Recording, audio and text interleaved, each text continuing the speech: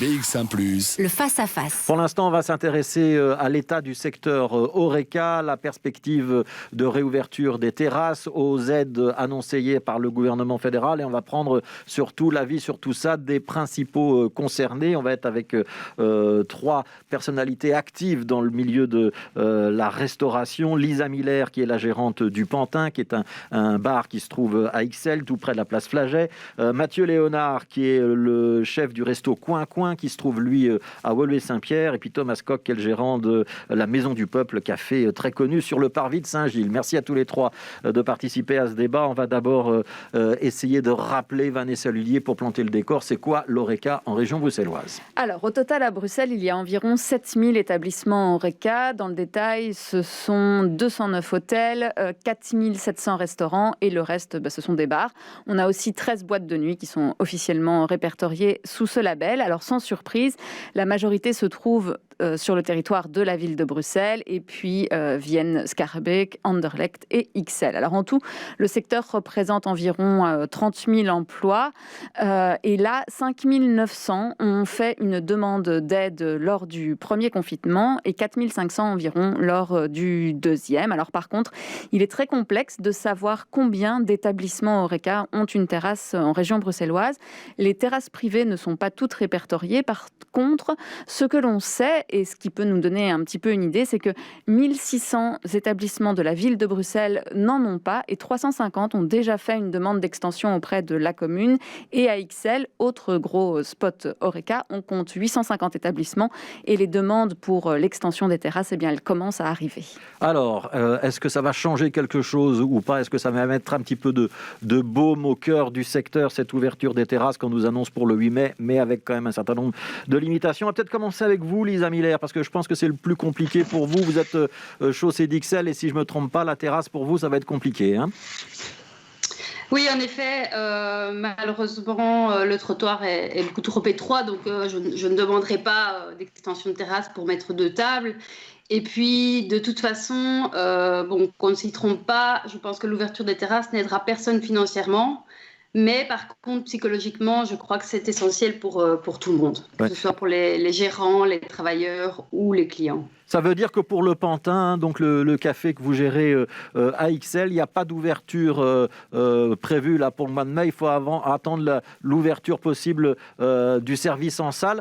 Ça a quel impact? Vous employez combien de personnes en temps normal et où est-ce que vous en êtes financièrement? Est-ce que vous avez les reins assez solides pour continuer à tenir ou pas? Alors, donc non, en effet, on n'ouvrira pas pour les terrasses, mais on n'ouvrira probablement pas non plus lors de l'ouverture en juin, car le Pantin est un établissement où la rencontre est primordiale et où donc les gens sont proches.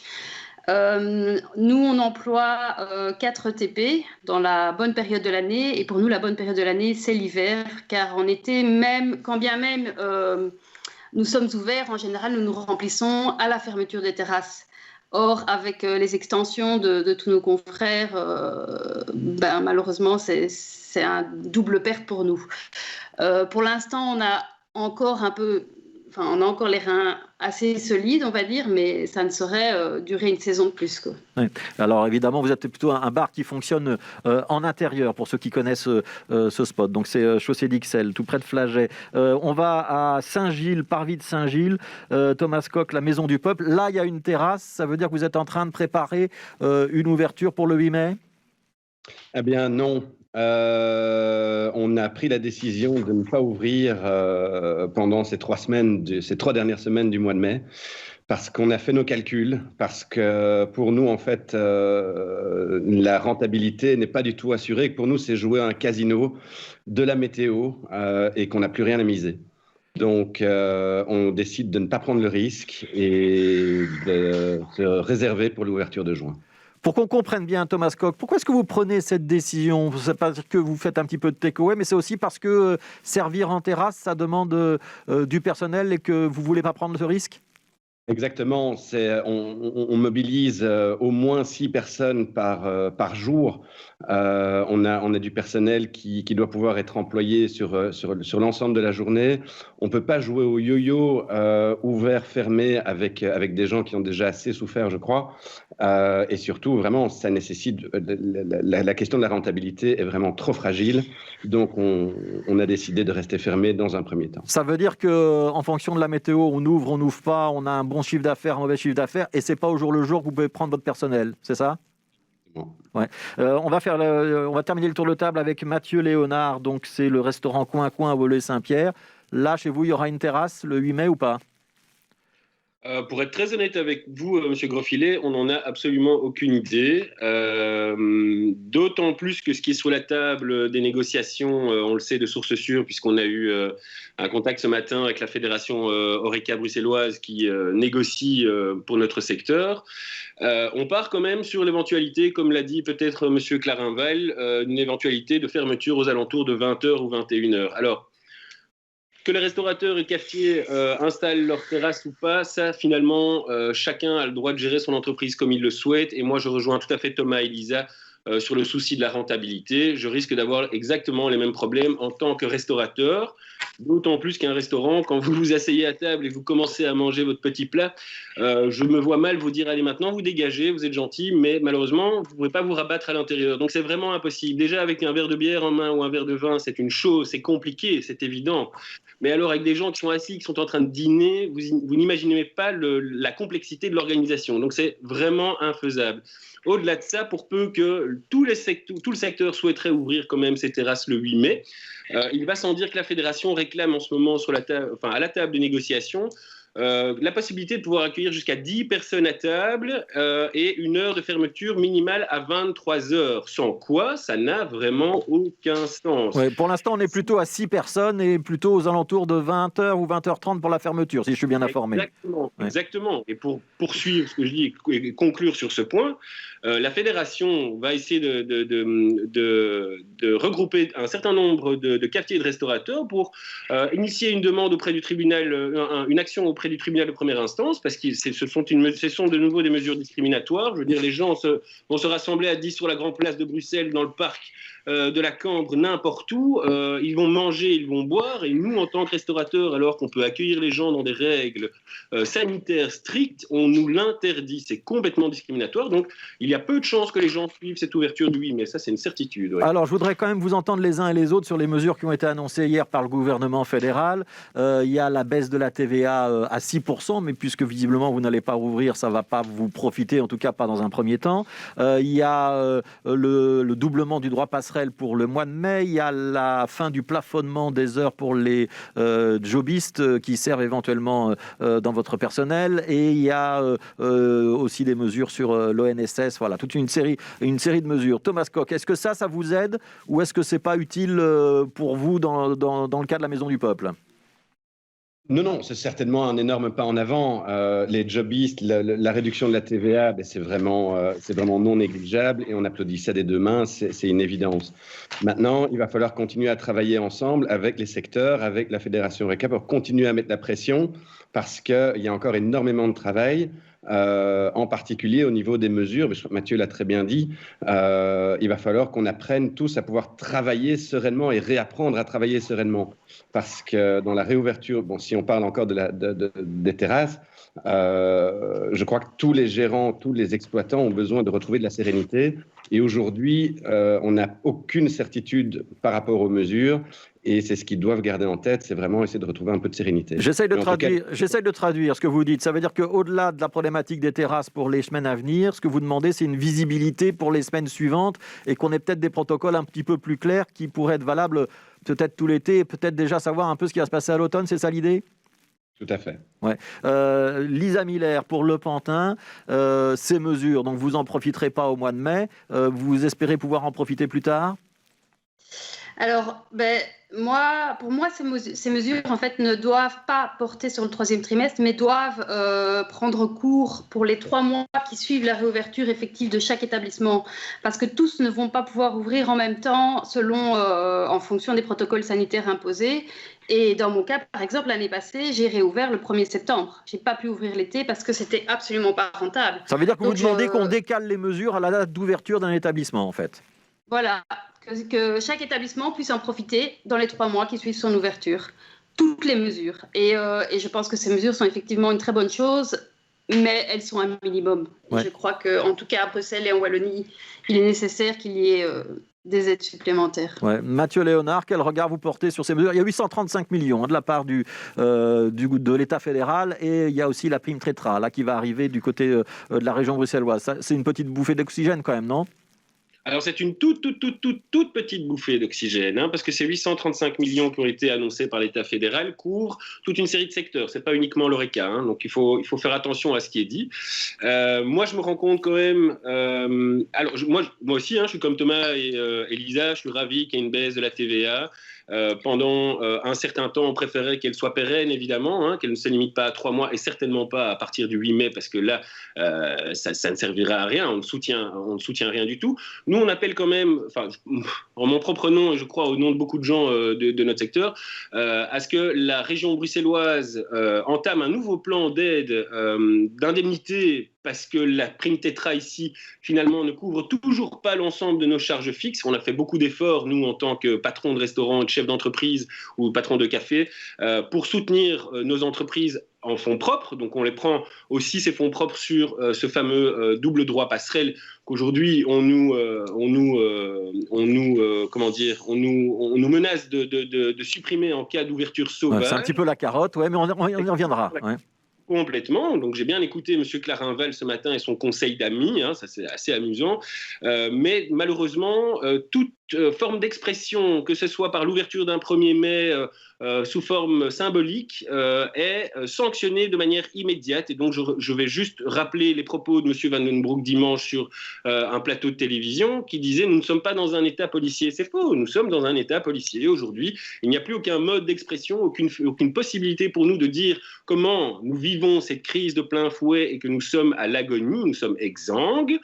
Aujourd'hui, si vous bougez le petit doigt, vous avez une sanction. Et ça, le peuple belge doit un tout petit peu se réveiller. C'est bien au-delà de notre secteur Horeca. Et donc, le message qui doit être porté aujourd'hui aussi, ce n'est pas juste un problème de rentabilité, c'est un problème de liberté. Nous vivons un gros souci dans un cadre qui n'est absolument pas légiféré. Et toutes ces sanctions et ces arrêtés ministériels, je le rappelle, on attend d'ailleurs la décision de la Cour d'appel, risquent de sanctionner l'État fédéral lui-même. Donc, alors, c'est un autre débat, dont on débattra peut-être une autre fois, mais et avec aussi, on va rappeler qu'il y a quand même une préoccupation sanitaire et une saturation des services de soins intensifs qui est quand même aussi une réalité. Mais je vous redonne la parole dans un instant, Mathieu Léonard. Je voudrais quand même qu'on fasse un petit peu un point et une comparaison avec ce qui se passe dans d'autres pays d'Europe. Comme ça donne aussi des éléments pour le débat, Vanessa Lullier. Alors, les réalités sont différentes selon les chiffres de l'épidémie. Au Luxembourg, par exemple, les terrasses ont pu rouvrir, mais avec une fermeture à 18h.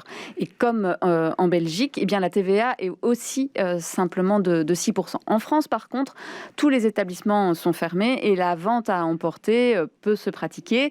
Les établissements pourraient rouvrir progressivement selon les régions. En Espagne, les terrasses, elles, sont également ouvertes. Alors, au début, elles devaient fermer à 18h, mais certaines régions ont repoussé cette heure à 22h. Et quant à l'Angleterre, par exemple, les pubs ont pu rouvrir aussi, mais avec un service à table pour éviter les déplacements. Alors, je reviens vers vous, Mathieu Léonard. On vient de comparer un petit peu ce qui se passe en Europe. On sait qu'il y avait un mouvement, qu'il y a un mouvement de protestation qui pourrait se traduire par des ouvertures au moins symboliques le 1er mai. Vous le ferez, vous y renoncez, et les déclarations de David Clarinval et de Frank Van den Broek auxquelles vous faites référence, qui indiquaient que ceux qui ouvrent, ils risquent d'être sanctionnés et que la sanction, ça risque d'être privé de droit passerelle, parce que le droit passerelle, il est lié à la fermeture des établissements. Vous êtes dans quel état d'esprit ce midi ? Je vais reprendre ce que Mme Lullier vient de signaler avec des points de comparaison avec nos voisins européens. Alors, quand M. Van den Broek dit dimanche sur le plateau d'RTL TVI que finalement, il a une politique assez soft, alors là je rigole, je rigole. La politique, les mesures sanitaires, ou en tout cas les mesures de restriction que nous vivons aujourd'hui ne sont pas soft. Nous avons fermé pendant 6 mois consécutifs, ce qui n'est pas le cas de la majorité de nos voisins européens. La raison pour laquelle le secteur Horeca, essentiellement bruxellois et wallon, je rappelle que nos amis flamands, pour qui j'ai un profond respect, ne manifestent pas leur colère de la même manière parce qu'ils sont rétribués. C'est une espèce d'indemnité de 15% sur leur chiffre d'affaires que nous ne percevons même pas. On n'est même pas à 6,5% de ce qu'on nous a donné. Donc on nous laisse vraiment sur le côté. Ce qui se passe en France, c'est qu'ils perçoivent 20% de leur chiffre d'affaires mensuel ou 10 000 euros, c'est le choix qu'ils peuvent faire. En Allemagne, c'est 75% du chiffre d'affaires qui a été réalisé en septembre 2020. Moi, si j'ai ne fût-ce que ça, ok, pas de problème, je respecte les choses comme il faut, parce que je suis soutenu et qu'on évite de laisser mourir mon entreprise. Mais notre colère, elle est initiée aussi par ce défaut d'équilibre. C'est ça le problème.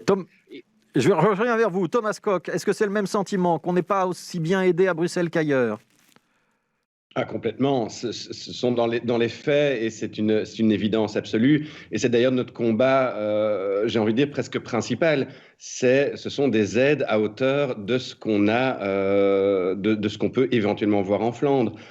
C'est un strict minimum dans ce qu'on peut demander et espérer. Je cite encore M. Van den Broek dans l'Écho il y a 5 jours. Il dit « Seule la solidarité peut maintenir la cohésion ». Mais cette solidarité, elle doit aller dans les deux sens. On a besoin d'être soutenu. Financièrement, toutes nos entreprises sont exsangues.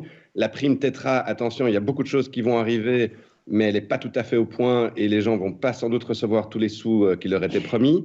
Donc, il y a beaucoup de choses qui sont encore à être mises en place. Et on doit aligner les aides au moins sur celle de la Flandre, et le fédéral doit prendre ses responsabilités. Ouais, on va terminer avec le Pantin. Lisa Miller, c'est la même appréciation ? Oui, absolument. Je pense que les régions bruxelloises et wallonnes doivent absolument se donner les moyens de pouvoir nous aider à respecter ces demandes sanitaires, c'est-à-dire à payer nos frais fixes et à ne pas nous laisser de côté. Alors, je vais faire un dernier tour de table. Je voudrais savoir ce que vous avez l'intention de faire le 1er mai. Est-ce que vous allez ouvrir votre terrasse, servir des clients ? Est-ce que vous allez ouvrir votre terrasse de manière symbolique, sans servir de clients pour ne pas vous exposer à un procès verbal et à la suspension des aides ? Ou est-ce que vous n'allez rien faire du tout ? On commence avec vous, donc Lisa Miller, au Pantin. Écoutez, nous n'avons pas de terrasse. Je pense que là, les actions s'organisent et probablement qu'on y participera à mesure de ce qu'on peut, mais je ne peux pas vraiment vous en dire plus pour le moment. Ça veut dire que ce ne sera pas une ouverture de terrasse, ce sera peut-être une participation, une manifestation, je comprends bien ? Oui, ou autre, oui. Ouais. Thomas Koch, pour la Maison du Peuple, 1er mai, qu'est-ce que vous faites ? On va sans doute céder à la pression et au bon conseil de M. Clarenval et on n'ouvrira pas. Vous n'ouvrirez pas. Vous participerez à des actions ? On participera à des actions, on travaille dans le fond, on travaille dans l'ombre aussi parfois, mais on n'ouvrira pas notre terrasse aux clients le 1er mai. Mathieu Léonard pour le restaurant Coin Coin. Alors, de manière tout à fait symbolique, la terrasse sera dressée, montée, comme si on ouvrait au premier jour de Coin Coin. La seule chose, c'est que, comme Thomas, je vais avoir du mal à résister à cette pression parce que ça va engager beaucoup de soucis financiers pour notre entreprise qui, je le rappelle, fonctionnait à merveille avant toute cette crise. Par ailleurs, je ne me priverai pas cet après-midi, et suite à un appel téléphonique avec mon bourgmestre, de manifester juste devant les murs de Coin Coin, rassembler au moins ou jusqu'à 50 personnes, essayer de rester dans les clous, mais démontrer bien l'absurdité qu'il y a de pouvoir manifester à 50 sur la voie publique en mangeant et en buvant des boissons non alcoolisées face à une terrasse qui est vide et qui est interdite d'accès. Donc oui, je vais manifester, ça c'est sûr. Donc action symbolique de manifestation. Je ne fais pas trop de pub, mais je pense que Coin Coin, Maison du Peuple, vous continuez le take-away, comme ça tout le monde le sait ? Éventuellement. Oui. Thomas Koch ? On n'a pas pu faire de takeaway pour toute une série de raisons, donc on continuera à ne pas en faire et on va se concentrer sur les réouvertures officielles. Et au Pantin, j'imagine que la question ne se pose pas non plus. Non. Bon, on vous souhaite tous beaucoup de courage, en tout cas, et on est tous impatients aussi de pouvoir retourner dans vos établissements.